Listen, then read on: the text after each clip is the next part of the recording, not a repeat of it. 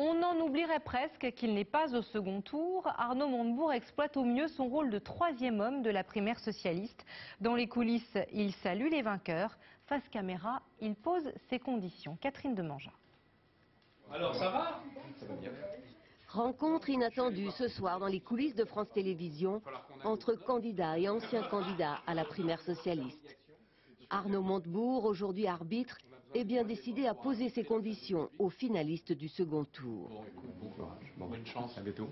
J'ai bien l'intention de demander aux deux impétrants, les deux candidats qui sont au deuxième tour, de faire savoir quelles sont leurs intentions sur la reprise du contrôle de la finance, sur le protectionnisme européen. Vous pourrez éventuellement ne pas donner de consigne de vote. C'est tout à fait possible et c'est une hypothèse que je n'écarte pas. Arnaud Montebourg veut des engagements clairs et écrits. Il va adresser une lettre ouverte aux candidats. Alors François Hollande fait déjà un pas.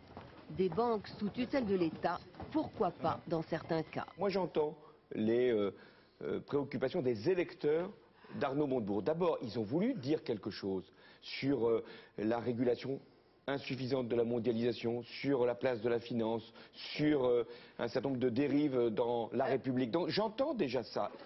Hollande ou Aubry, la pêche aux voix d'Arnaud Montebourg est ouverte et la maire de Lille joue justement sur son profil réputé plus à gauche. Moi, je crois être bien placée avec tout ce que j'ai fait au Parti socialiste, avec la confiance que j'ai avec les partis de la gauche, avec les écologistes, pour rassembler toute la gauche et les écologistes. Arnaud Montebourg ne cache pas son plaisir et le fait durer.